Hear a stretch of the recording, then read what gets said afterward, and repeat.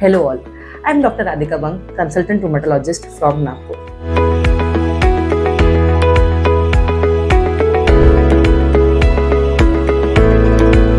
अगर आपको सोरियासिस है यानी स्किन में स्केली पैचेस है और अगर आपको जोड़ों में दर्द शुरू हो गया है तो इसे इग्नोर मत कीजिए। ये हो सकता है सोरियाटिक आर्थराइटिस।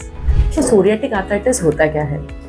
जो पेशेंट्स सोरियासिस के होते हैं, जिन्हें ड्राई स्केली स्किन पैचेस होते हैं और उन्हें जोड़ों में दर्द, अकड़न, सूजापन या स्टिफनेस होने लगता है, तो ये एक साइन होता है कि आपको सोरियाटिक आर्थराइटिस डेवलप हो रहा है। सोरियाटिक आर्थराइटिस कौन से जोड़ों को अफेक्ट करता है? सोरियाटिक आर्थराइटिस नॉर्मली हाथ के जोड़ों को, कमर को, एंकल जॉइंट्स को, नी जॉइंट्स को अफेक्ट कर सकता है।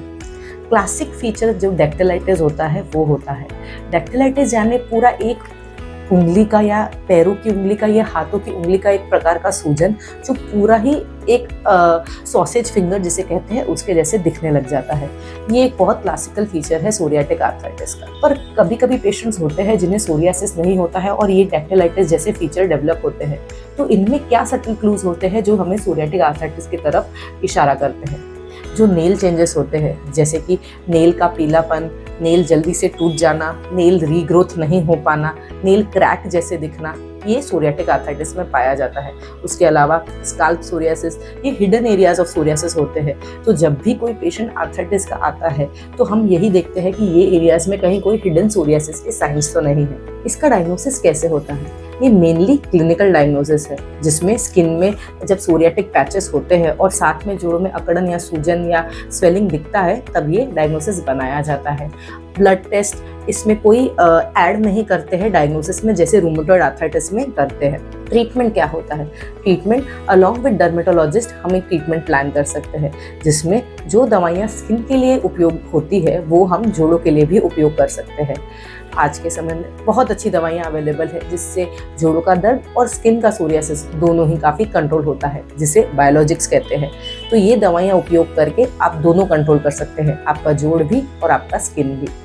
हमें सोरियाटिक आर्थराइटिस अगर है तो हमें किन चीज़ों का ध्यान रखना चाहिए? लाइफस्टाइल चेंजेस क्या करने चाहिए वो मैं अब आपको बताऊंगी। लाइफस्टाइल चेंजेस में आपका वेट बहुत इंपॉर्टेंट है, क्योंकि सोरियाटिक आर्थराइटिस इटसेल्फ एक मेटाबॉलिक सिंड्रोम का कंपोनेंट में पाया जाता है, जिसमें लिवर इन्वॉल्वमेंट होता है और लिवर में फैटी लिवर डेवलप होता है। तो सोरियासिस या सोरियाटिक आर्थराइटिस प्री डिस्पोज करता है फैटी लिवर के लिए, और ओबेसिटी, डायबिटीज, हाइपरटेंशन ये सब अगर कंबाइन होते हैं तो ये सब मेटाबॉलिक सिंड्रोम के डायग्नोसिस की तरफ जाते हैं। तो कोशिश कीजिए कि आपकी बीमारी जो सोरियासिस या सोरियाटिक आर्थराइटिस है वो कंट्रोल में रहे, ताकि आपको सिस्टमिक कोई बीमारी ना हो। अंत में बस यही कहूँगी, अगर आपको सोरियासिस के साथ जॉइंट पेन है तो इग्नोर मत कीजिए, आपके नियर बाय रूमेटोलॉजिस्ट से मिलिए और ट्रीटमेंट जल्दी लीजिए, ताकि आपके जॉइंट्स में कोई डिफॉर्मिटी ना डेवलप हो और कोई सिस्टमिक मैनिफेस्टेशन ना हो। Thank you.